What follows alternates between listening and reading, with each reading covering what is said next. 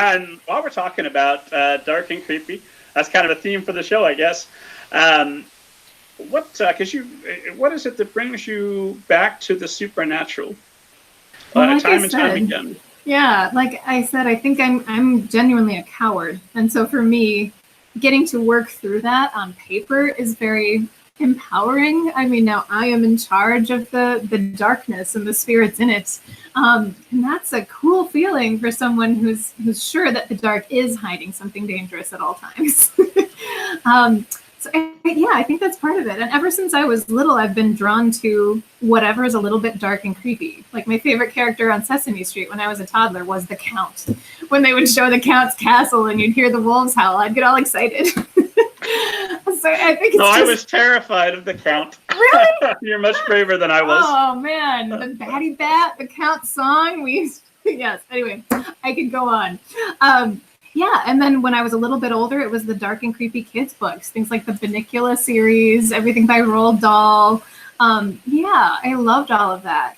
And I didn't really get into the extreme horror like the Stephen King, Gene Koontz kind of horror, because I'm not interested in gore.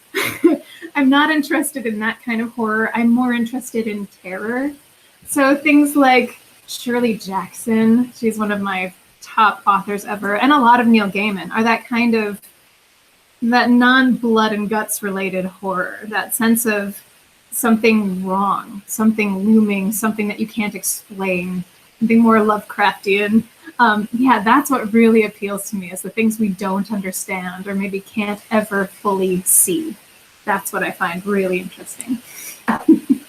Well, we're kind of talking in this vein. I've decided, just because it's my show and it's something that I desperately want, I'm going to start. I've asked, I think, 4 guests so far. I think I'm just going to start asking everybody, what is your take on flying saucers, and have you seen one?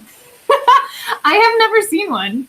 I am prepared to believe that they're out there. I mean, I don't think it's possible that we are alone in the universe. So I think it's likely that, yeah. But I don't know if I believe anybody has tried to make contact with us yet. And if they saw what's going on here these days, they might be, smart not to. But yeah, I like to hope that someday that'll happen. I've loved the story of Carl Sagan and the gold record, and just thinking of that, like floating out through space, taking some of the best human creations with it. Maybe it will eventually find its way to somebody. So yeah, I hope we're not alone.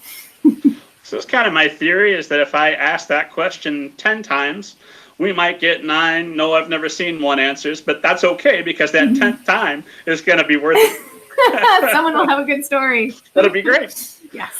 If there are any famous ufologists listening, email me. Let's do this.